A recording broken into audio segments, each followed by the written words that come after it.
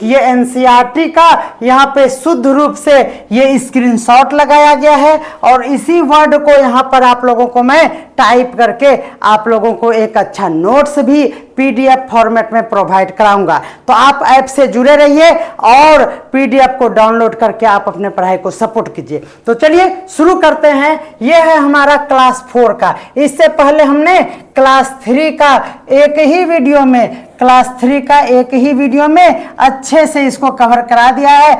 इससे 15 क्वेश्चंस पूछे जाते हैं जो है पर्यावरण अध्ययन। तो चलिए पहला लाइन हमारा क्या है, ध्यान से देखिएगा। जो वर्ड मैं आपको याद करने के लिए कहूंगा आप उसे जरूर नोट कर लेंगे क्योंकि वही आपके एग्जामिनेशन में पूछे जाएंगे। ओके, तो चलिए शुरू करते हैं। आज का पहला लाइन है हमारा ट्रॉली। जी हाँ, ये है हमारा ट्रॉली। ट्रॉली आप जानते ही हैं क्या होता है ट्रॉली। तो आप जानते हैं कि पहाड़ों पर चढ़ने के लिए आपको एक इस तरह से लोहे के वायर पर आपको इस तरह से झूला मिलता है यहाँ पे, और इसमें हम लोग बैठ के इस पे पुल्ली के मदद से हम लोग इसके पहाड़ी के ऊंची चोटी पर पहुंच जाते हैं। ये क्या है? ट्रॉली। अगर आपसे पूछा जाएगा कि ये ट्रॉली कहाँ पर आप देखते हैं तो आप कहेंगे कि हम तो हर जगह देख लेते हैं, जहां भी जाते हैं पहाड़ी एरिया पर ज्यादातर जो कि पॉपुलर प्लेस होता है वहां पे ट्रॉली लगा हुआ रहता है। लेकिन गलत। जी हाँ, ये बिल्कुल गलत बात है। एनसीईआरटी कहता है, क्या कहता है कि ट्रॉली जो है ना सिर्फ लद्दाख में ही यूज होता है। ये कहेंगे कि ये तो गलत इन्फॉर्मेशन है। जी हाँ, जब आप प्राइमरी लेवल पर पढ़ते हैं तो आपको गलत ही जानना होगा क्योंकि एनसीईआरटी बुक जितना सा आपका लेवल है उतना ही बता रहा है, और वही जब आप रट के जाएंगे, याद करके जाएंगे तो ही एग्जाम में आपका क्वेश्चन बनेगा। अदरवाइज आप ज्यादा पढ़ने के चक्कर में आप बहुत ही कम मार्क्स ला पाएंगे। तो आपको देखिए एनसीईआरटी बुक में है, आपको लगेगा कि सर कुछ से कुछ बोल रहे हैं, लेकिन देखिए ये एनसीईआरटी बुक का ये स्क्रीनशॉट है जो हमने यहाँ पे पेस्ट किया है। इसमें देखिए क्या लिखा हुआ है, ट्रॉली से स्कूल पहुंचने के लिए हमें रोज नदी पार करनी होती है। खूब चौड़ी और गहरी नदी होते हैं। नदी को के पार जाती हुई मजबूत लोहे की रस्सी यह दोनों तरफ से भारी पत्थरों या फिर पेड़ों से कसकर बंधी रहती है। ट्रॉली क्या होता है तो लकड़ी से बना हुआ एक झूला टाइप का होता है जो पुल्ली की मदद से इस रस्सी पर सरकती रहती है और हम 4-5 बच्चे एक साथ उस ट्रॉली में बैठ जाते हैं और नदी के उस पार चले जाते हैं या फिर पहाड़ी एरिया को क्रॉस कर जाते हैं। उसी बात को हमने यहाँ पे विजुअल फॉर्मेट में टाइप कर दिया है। तो मैंने आप लोगों के लिए काफी मेहनत किया है इस स्लाइड को बनाने में। ट्रॉली यह एक लकड़ी से बने हुए झूले होते हैं। यहाँ जब लकड़ी दे दिया तो आपको लोहा देकर कंफ्यूज करेगा और आप लोहा वाला पे टिक नहीं करेंगे, लकड़ी वाले पे टिक करेंगे। ठीक है ना, लड़की नहीं लकड़ी है ना। झूला है जो लोहे की रस्सी पर लगी होती है और पुल्ली की मदद से यह रस्सी पर सरकते रहते हैं। ठीक है, तो ये है लद्दाख में। कहाँ है ये? लद्दाख में। आपको ये भी याद रखना होगा। लाइव स्टार्ट नहीं हुआ है क्या? लाइव चेक कीजिए। क्या सर, हमको लग रहा है लाइव स्टार्ट नहीं हुआ है। लाइव स्टार्ट नहीं हुआ है।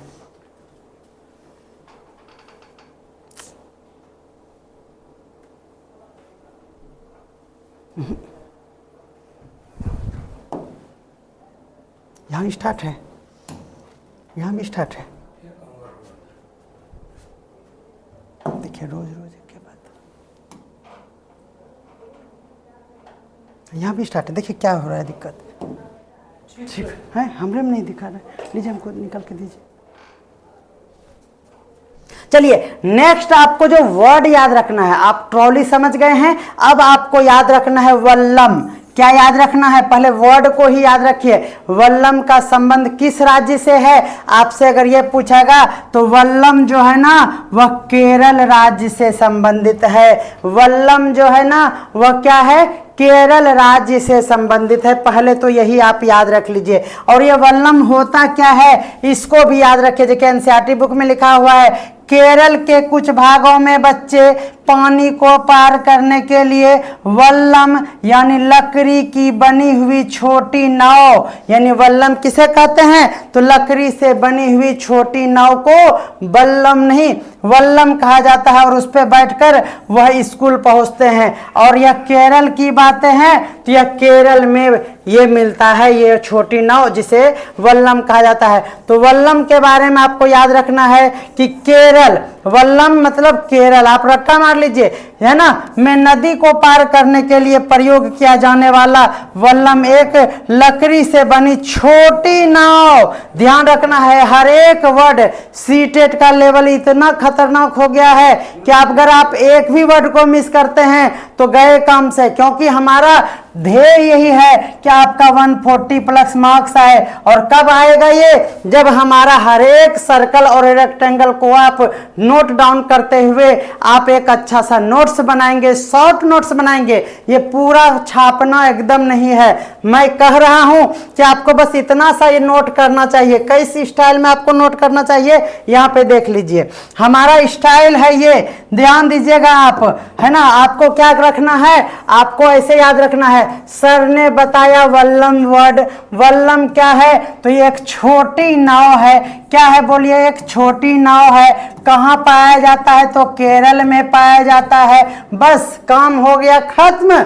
वल्लम क्या है तो छोटी नाव है, कहाँ पाया जाता है केरल में पाया जाता है।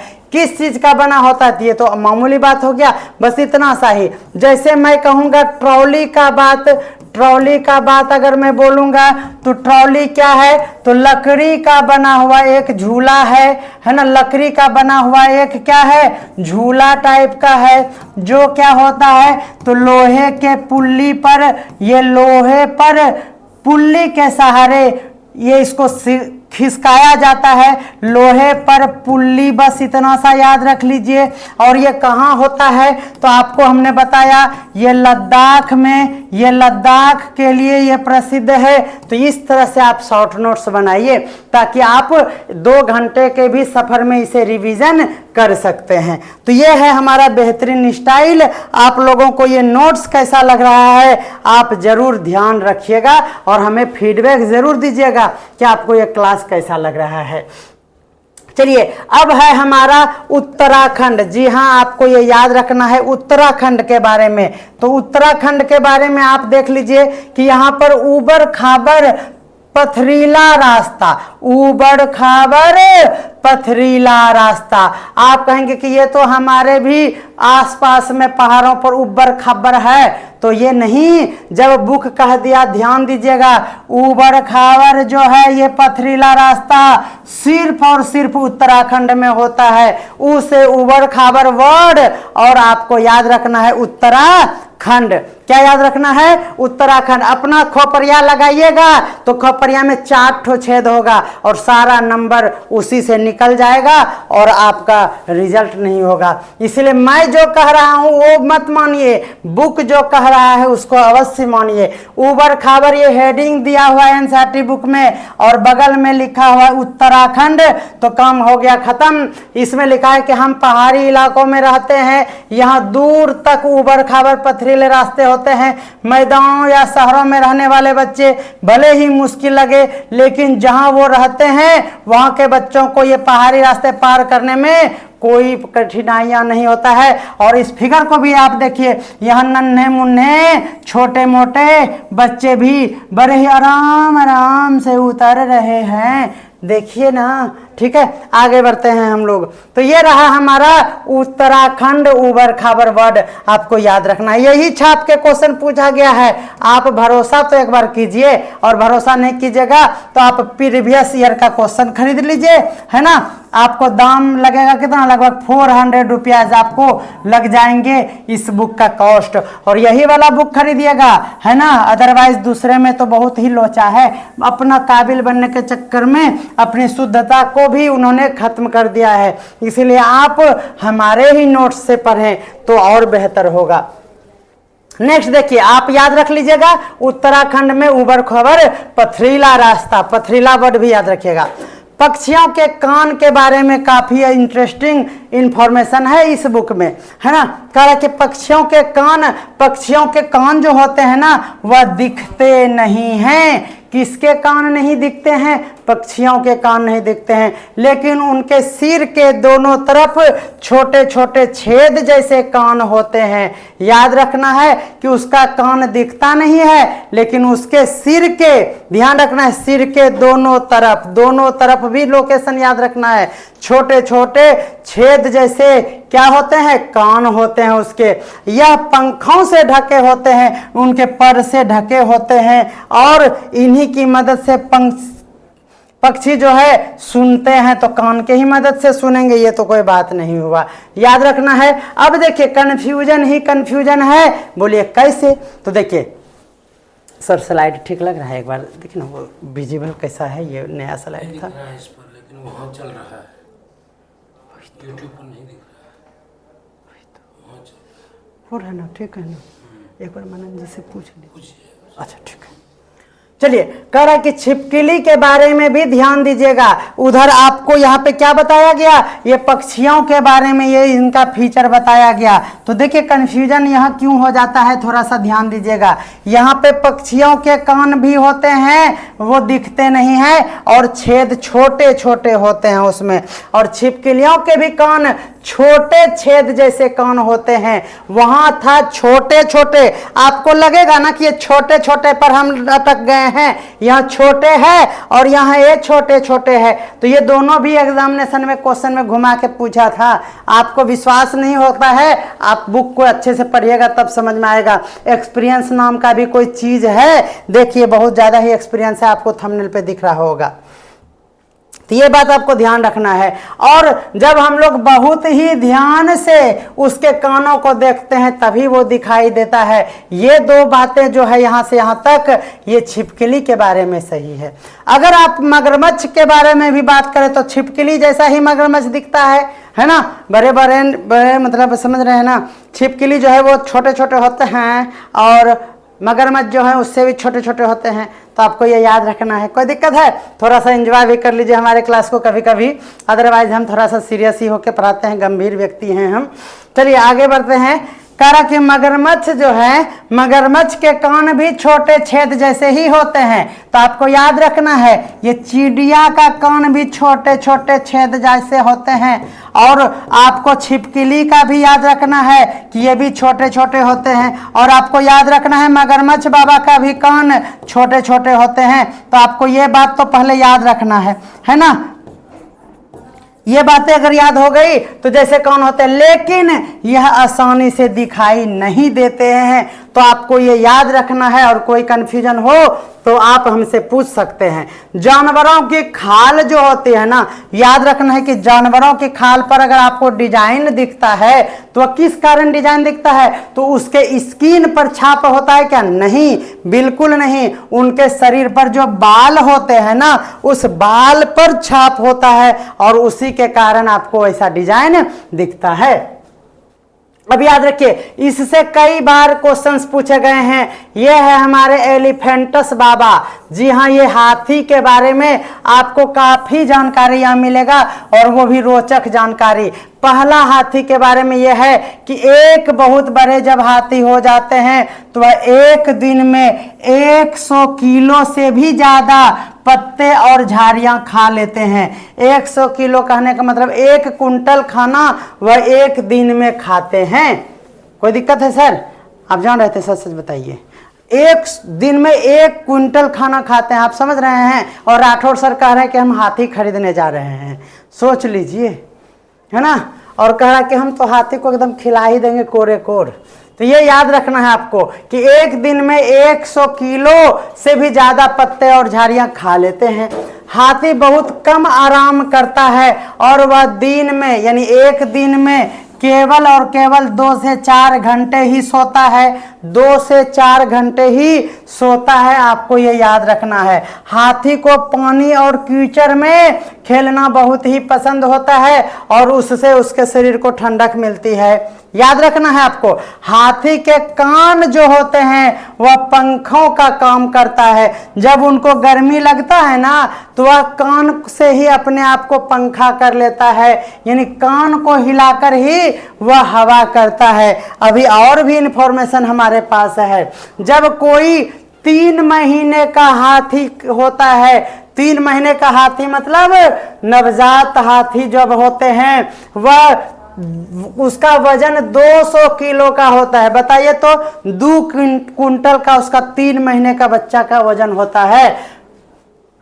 ठीक है। हाथी के झुंड में केवल हथिनियां और बच्चे ही होते हैं, क्योंकि आप जानते ही हैं मर्दों को झुंड में चलने की आदत नहीं होती है ना। तो हाथी के झुंड में केवल हथिनियां ही होती हैं, और हथिनियां है तो उसका बच्चा भी उसके साथ रहेगा ही रहेगा। यानी हाथी के झुंड में मेल नहीं होते हैं, फीमेल और चाइल्ड होते हैं। कोई दिक्कत है? झुंड के सबसे बुजुर्ग हथिनी ही पूरे झुंड की एक नेता होती है, यानी मुख्य नेता होती है। यानी याद रखना, जो बुजुर्ग हथिनी होती है वही झुंड की नेता होती है। हाथी के एक झुंड में 10 से 12 हथिनियां और बच्चे होते हैं। ध्यान रखना है ना।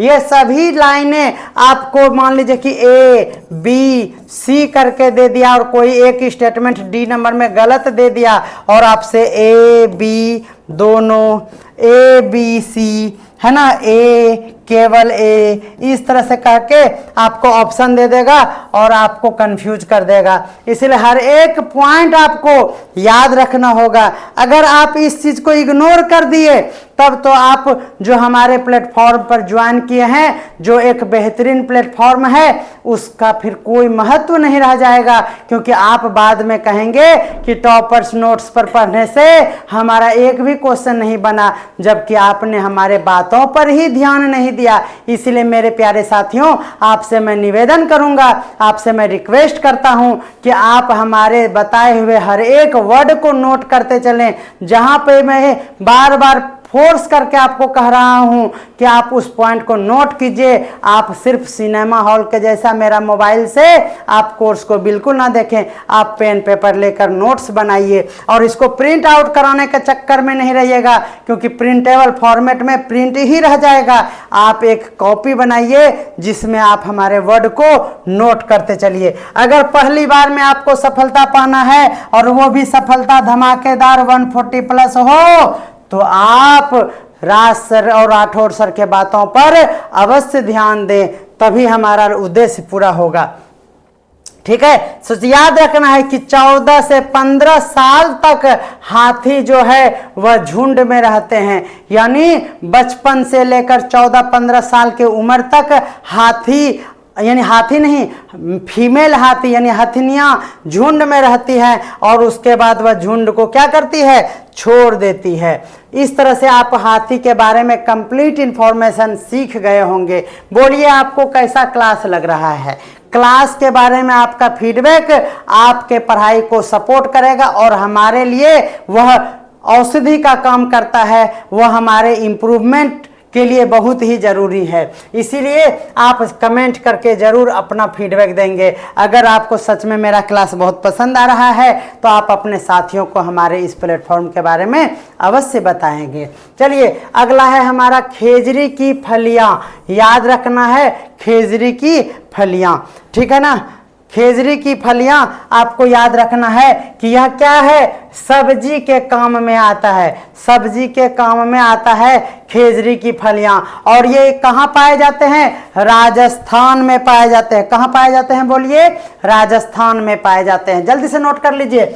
आपको याद करना है खेजरी की फलियां जो सब्जी बनाने के काम में आते हैं, और यह पेड़ कहाँ पाए जाते हैं? राजस्थानी इलाके में पाए जाते हैं। और राजस्थान में पाए जाने वाले पौधों का एक खासियत यही होता है कि उसमें बहुत ही कम पानी की आवश्यकता होती है, तो इसमें ज़्यादा पानी की जरूरत नहीं होती है। लेकिन हमें तो बहुत ही ज़्यादा पानी की जरूरत होती है, इसीलिए हम पानी पी लेते हैं।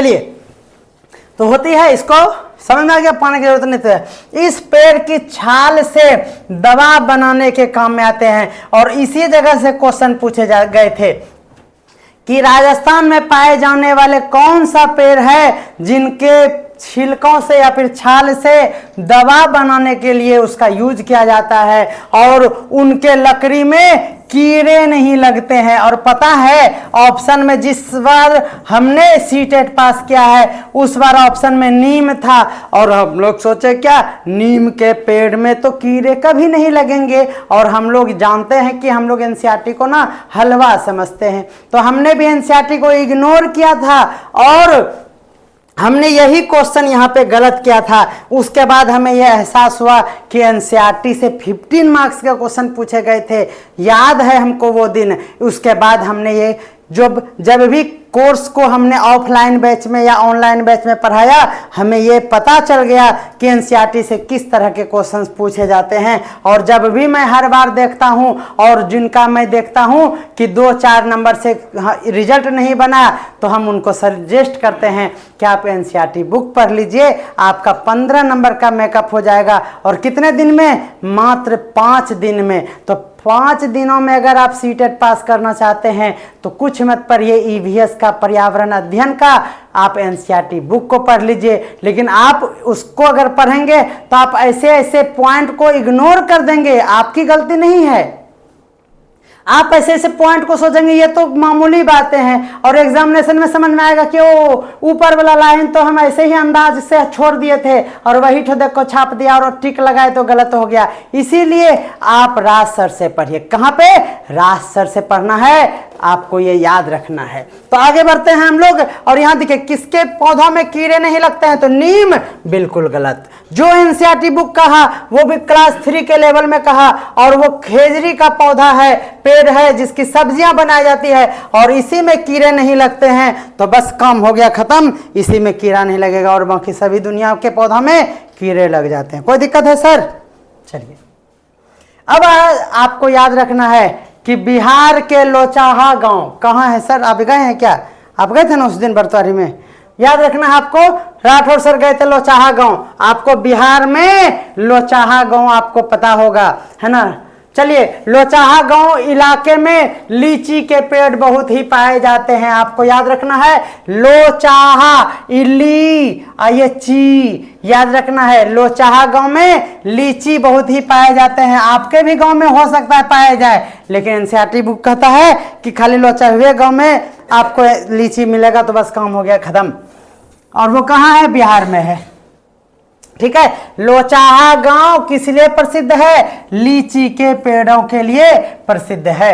इस क्षेत्र के लोग जब जहां भी लीची के पेड़ पाए जाते हैं उस इलाके में मधुमक्खी के पालन का कार्य होता है। मधुमक्खी जो है वह शहद बनाती है, आपको ये पता ही था। मधुमक्खी जिलेबी तो नहीं बनाती है ना, वो भुन भुन भुन करते करते शहद बनाती है, ठीक है ना। और आपको ये याद रखना है कि वह जो है, आपको पता है ना, मधुमक्खी का छत्ता में ना गोल गोल ऐसे ऐसे करके रहता है ना मधुमक्खी का छत्ता, बोले रहता है कि नहीं? हम दिखाएंगे आपको मधुमक्खी का छत्ता, दिखाएं। देखिए छत्ता लेकर आए हैं, देखिए मधुमक्खी का छत्ता है, ये सेल के जैसा, यहाँ पे गोल गोल गोल गोल मधुमक्खी का छत्ता, गोल गोल, ठीक है ना। मेरा मिट्टी मिट्टी बाल बोल बोल, इस तरह का रहता है मधुमक्खी का। और मधुमक्खी में गोल गोल कहने का मतलब ओ, और ओ से आपको याद रखना है अक्टूबर। क्या याद रखना है? ओ से अक्टूबर याद रखना है। और ये आपको याद हो गया होगा कि अक्टूबर महीने में इसका पालन प्रारंभ हो जाता है। मधुमक्खी जो है वह अक्टूबर महीने से लेकर इस ईयर के लास्ट यानी दिसंबर महीने तक मधुमक्खी जो है वह अंडे देने का काम करती है। यानी आपसे पूछा जाएगा कि मधुमक्खी अंडे देने का कार्य कब तक करता है, तो आपको याद रखना है कब? अक्टूबर से लेकर दिसंबर तक, याद है ना?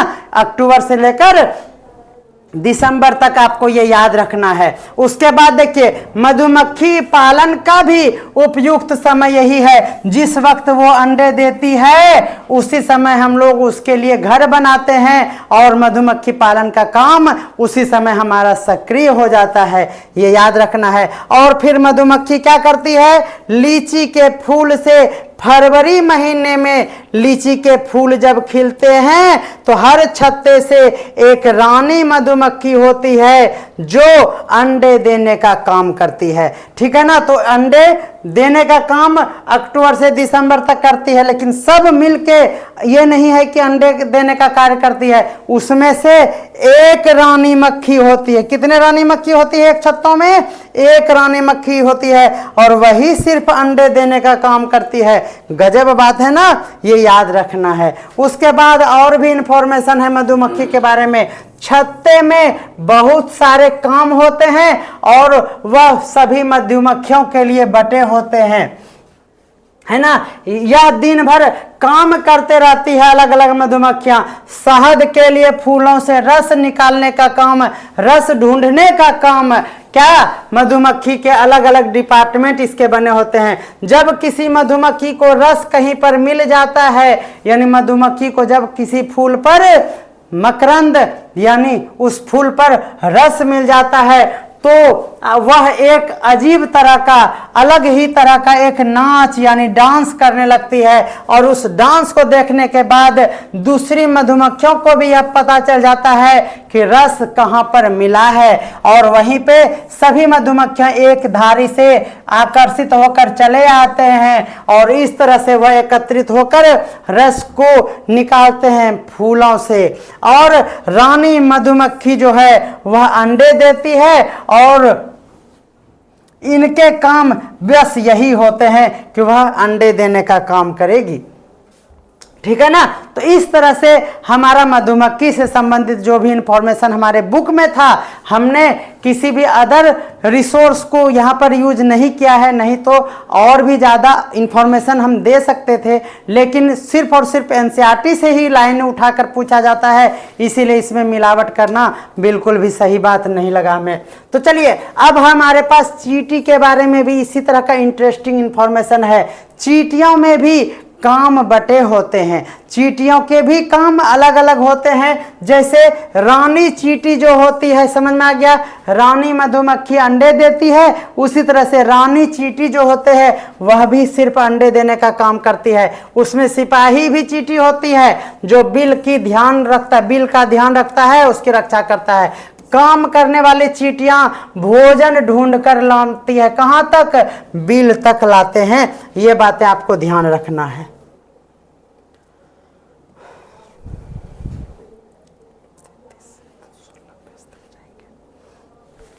चलिए आगे हम लोग देखते हैं। अब यहाँ पे आपको याद रखना है गांधी धाम। गांधी धाम कहाँ है? अहमदाबाद में है। गांधी जी का संबंध कहाँ से है? अहमदाबाद से है। ये रट्टा मार लीजिए, ये सभी जानते हैं। लेकिन आप ये नहीं जान रहे होंगे वलसाड़ कहाँ है, ये आप नहीं जानते होंगे। आपको ये भी याद रखना है कि वलसाड़ जो है वह कहाँ है, ये भी गुजरात में है ना। कोझिकोड ये भी शहर आपको याद रखना है, केरल में है। कहाँ है? केरल में है, आपको ये याद रखना है। अब आपको याद रखना है दूसरा गांव, मडगांव याद रखना है। मडगांव जो है वो गोवा में है। आप भूल सकते हैं, इसीलिए मैं इसको ट्रिक से याद करने का एक अच्छा सा ट्रिक बताता हूं।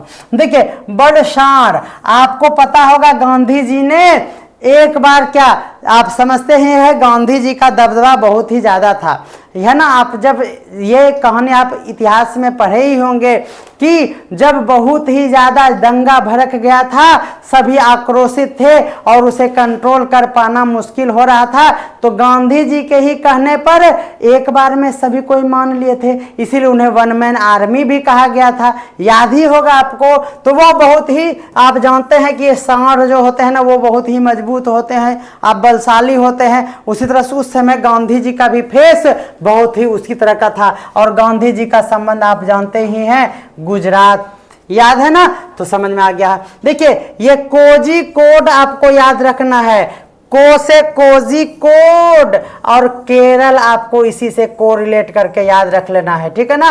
अब देखिए, मडगांव याद रखना है। ये मड जो होता है ना, आप जानते हैं कि गोवा के बीच पे सभी इस तरह से सो जाते हैं, और सोने इस तरह से जिस तरह सोते हैं जैसे भैंसिया मड में सो जाती है, उसी तरह से वहां सभी एकदम चितांग हो जाता है धर के। तो याद रखना है कि ये मड जो है ना, ये मड मतलब गई भैंस पानी में, चली गई भैंसिया पानी में। ओके, तो गोवा का बात आपको याद रखना है। और यहाँ पे सभी लाल हरी तितलियां दिखती है, यानी आपको याद रखना है कि वहां पर लाल मिट्टी पाई जाती है। कहां पर बोलो? गोवा में।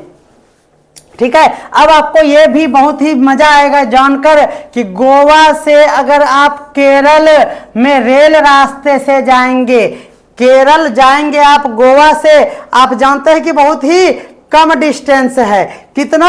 तो गोवा से अगर आप जाएंगे, मैप देखेंगे तो केरल, तो आपको उतना दूर तो नहीं ना लगेगा जैसे जम्मू कश्मीर से कन्याकुमारी तक का है, उतना दूर तो है नहीं। फिर भी उस रास्ते में 92 सुरंग आपको मिल जाएगा। देख लीजिए, ऐसा सुरंग आपको मिल जाएगा। और 2000 बीच में पुल मिलते हैं। किस रास्ते में? 92 सुरंगे और 2000 पुल मिल जाते हैं। तो आपको ये याद होगा, गोवा और केरल के मध्य आपको ये देखने को मिलता है। ठीक है, अब आगे बहुत ही इंफॉर्मेशन इंपॉर्टेंट है, कहीं जाइएगा नहीं, आप हमारे क्लास में अंत तक बने रहिए, क्योंकि आपने ये प्लेटफॉर्म चुना है तो बहुत ही सोच समझकर यहाँ पे आप पे किए होंगे। और अगर आप टाइम पे क्लास नहीं करते हैं, क्योंकि देख रहे हैं कि यहाँ काफ़ी कम स्टूडेंट लाइव जुड़ते हैं, जबकि आपको पता है कि आपका लाइव क्लास 2 बजे लगभग शुरू हो जाता है। लगभग बोलने का मतलब है कि ये 10 मिनट का गैप से ये हम शुरू कर पाते हैं, क्योंकि बहुत कुछ मेंटेनेंस है हमारे पास। लेकिन मैं हमेशा प्रयास करता हूं कि राइट टाइम आप लोगों का क्लास शुरू हो जाए। ठीक है ना?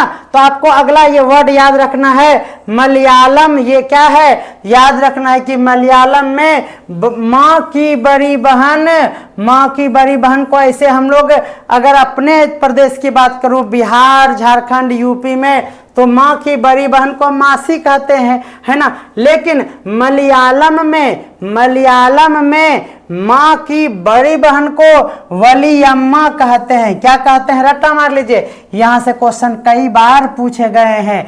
माँ की बड़ी बहन को वलियम्मा कहा जाता है। और माँ की माँ, जिसे हम सभी नानी कहते हैं, उनको मलयालम में अम्मू माँ कहा जाता है। क्या कहा जाता है? अम्मू माँ कहा जाता है। अगर आपको बस याद इतना सा रखना था। अब एक नाम है हमारे पास कर्णम मल्लेश्वरी जी का, याद रखना है। ये कर्णम मल्लेश्वरी जो है वह आंध्र प्रदेश की है ना। और आपको याद रखना है, क्या सभी जानते हैं कि यह वेट लिफ्टर है, और यह जो खेलती है ना, वह 130 किलोग्राम के श्रेणी में खेलती हैं, यानी वह 130 केजी का वजन उठाने में सक्षम है ना। और भारत के बाहर कर्णम मल्लेश्वरी जी ने कुल 29 मेडल्स जीते हैं, और इससे क्वेश्चन भी पूछा गया है, इसलिए ये याद रखिएगा कि 29 मेडल्स जीतने का श्रेय गया है कर्णम मल्लेश्वरी जी को। ओके, याद रखना है। और इनके पिताजी जो थे एक हवलदार थे। आपको इस तरह का कंटेंट आपको अच्छे से समझ में आएगा। तो चलिए, अब हमारा क्लास उस दौर पर आ चुका है कि आपसे विदा लेना चाहिए, क्योंकि आगे भी दमदार क्लास आ रहा है, और वो क्लास है इंग्लिश लैंग्वेज का। इंग्लिश लैंग्वेज से आपको 15 क्वेश्चंस पूछे जाएंगे, और इंग्लिश पैडागोजी से आपको 15 क्वेश्चन पूछे जाएंगे। तो आज आपको MCQ कराया जाएगा, प्रीवियस ईयर क्वेश्चंस कराए जाएंगे, और आप एक बार पहले देख लीजिए कि एग्जाम का पैटर्न कैसा है। आप एग्जाम के क्वेश्चंस को देख लीजिए। ये प्रीवियस ईयर का क्वेश्चंस मैं आज आप लोगों के लिए प्रस्तुत करता हूं, और आप पेडागोजी के और भाषा के प्रसिद्ध शिक्षक से पढ़ने जा रहे हैं आगे का क्लास, और वो है हमारे राठौड़ सर। जी हाँ, राठौड़ सर का क्लास आपको प्रत्येक दिन 3 बजे मिलता है। कितने बजे? 3 बजे AM नहीं, PM में इसी टाइम। तो आप ज्वाइन करना बिल्कुल ना भूलें राठौड़ सर का पेडागॉजी हिंदी और इंग्लिश का क्लास। तो चलिए 15 मिनट में आप लोगों से फिर से मुखातिब होंगे हमारे राठौड़ सर। तब तक के लिए आप हमारे इस प्लेटफॉर्म को अधिक से अधिक फैलाइए ताकि आपके जैसे अनेक साथी इस अच्छे प्लेटफॉर्म से जुड़कर अपना भविष्य बना सकते हैं। क्योंकि आप जानते हैं निकट भविष्य में ही हाल फिलहाल के मंथ में ही बम्पर वैकेंसी आने वाली है। दिल्ली के वैकेंसी, राजस्थान के, उत्तराखंड से, बिहार में और भी अनेक राज्यों में वैकेंसी की भरमार है शिक्षक का। यूपी में भी आप जान रहे हैं कि 2 दिन पहले बहुत पुराना जो बहुप्रतीक्षित वैकेंसियां थी उनका भी अनाउंसमेंट ऑफिशियली हो चुका है। इसीलिए आपके लिए दरवाजा शिक्षक बनने का तभी खुलेगा जब आप सीटेट पास करेंगे। इसीलिए आपको सीटेट इसी बार पास करना है और बेहतरीन अंकों से 140 प्लस का टारगेट पार करना है। तो चलिए इसी अच्छे शब्दों के साथ आज के क्लास से लेते हैं विदा। मिलते हैं कल के क्लास में और कल के क्लास में इसी ईवीएस को कंटिन्यू करेंगे और इसके खत्म होने के बाद हम लोग प्रीवियस ईयर के क्वेश्चन को करेंगे। तो आज के लिए इतना ही। सभी को बाय बाय।